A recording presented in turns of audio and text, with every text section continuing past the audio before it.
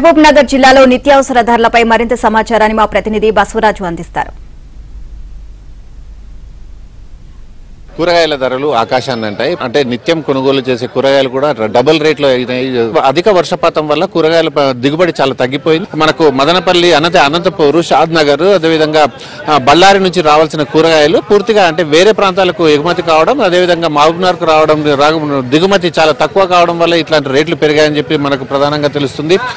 కొనలేని పరిస్థితి ఉందని చెప్పి ఇక్కడ తెలుస్తుంది. జనరల్ గా ఎప్పటి నుంచి రేట్లు పెరిగాయి, ఎట్లా అనుకుంటున్నాను సార్? ఇక్కడ కూరగాయలు గత 15 దినాలు గత వర్ష ప్రభావం వల్ల, తీవ్రంగా వర్షాలు పడడం వల్ల ఇక్కడ ఏదైతే మన లోకల్ పంటలు ఏవైతున్నాయో మొత్తం నష్టపోయినాయి. అక్కడ నుంచి ఇంకేది బయటికి వెళ్ళి ఎగుమతి చేస్తుంది, దిగుమతి తీసుకోవాల్సింది, బయటికి వెళ్ళి తెచ్చుకోవాల్సింది. బయటికి వెళ్ళి తీసుకొచ్చి ఏమైంది, ఇప్పుడు వినియోగం ఎక్కువైపోయింది, ఉత్పత్తి తక్కువైంది. ఉత్పత్తి తక్కువ కావడం వల్ల రేట్ ఎక్కువ విపరీతంగా వేసుకోవాలి. ఇప్పుడు ఉన్నతను ఏం చేస్తాడు, పక్కన లేదు కాబట్టి తనతో ఉన్న ఐటమ్ మాత్రం రెట్టింపు చేసి అమ్ముకుంటాడు.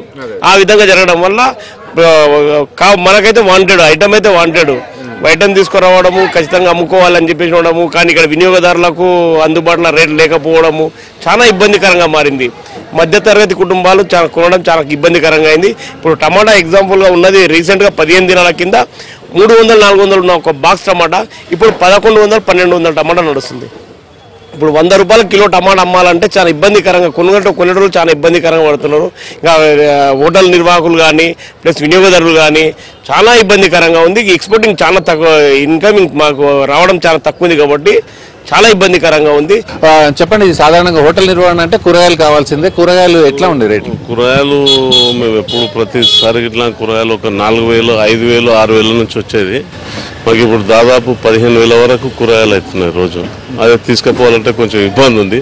అయినా ఇట్లా హోటల్ యజమాన్యం ఎట్లా చేయాల్సి వస్తుందంటే కంపల్సరీ నడుచుకోవాల్సి వస్తుంది. దందాలను బట్టి ఎటువంటి పరిస్థితుల్లో ఎంత రేటు ఉన్నా ఇట్లా మేము ఖచ్చితంగా తీసుకుపోవాల్సి వస్తుంది. ధరల గురించి ఆలోచన చేసి చేసుకోవాల్సి వస్తుంది. వేరేదేం చేస్తాం. ఎట్లుందండి మాకు రేట్లు ఎట్లున్నాయి? మీరు ఎట్లా వ్యాపారం చదువుతుంది? రేట్లకు ఆకాశం నంది రేట్లు అయితే రేట్లు మాకు నేను మధ్యాహ్న భోజన పథకం చేస్తాను, పిల్లలకు తీసుకుపోవాలి. రోజు 3,000 చొప్పున అట్లా ఖర్చు అయ్యేది. ఇప్పుడు నాకు 5-6,000 దగ్గర అవుతుంది. నాకు ఇచ్చేదంతా అక్కడ గిట్టుబాటే లేకుంటుంది. నాకు ఇచ్చే పైసలు వాళ్ళు 10 రూపీస్ కూడా ఇస్తారు. ఆ కూరగాయలు పిల్లలకు పెట్టాలి, మాన్యతగా పెట్టాలి, లేకపోతే ఫొటోస్ పోతాయి కలెక్టర్ దగ్గరికి. వాళ్ళు గమనించాలి. వాళ్ళు గమనించి మాకు ఏమైనా పెంచుతారు. వాళ్ళే సప్లై చేసినా సంతోషమే. నేను మార్కెట్ అంతా వెతకాల్సి వస్తుంది. ఈడ 10 రూపాయలు తక్కువ ఉంటావో ఏమున్నాయి, మొత్తం టమాటా అంత రేటు ఉంది. బీనీస్ తీసుకుందామని అదే రేటు ఉంది. క్యాబేజ్ అన్న, ఆలుగడ్డ అన్న ఏవి తక్కువ లేవు, అన్ని రేట్లు ఎక్కువ ఉన్నాయి.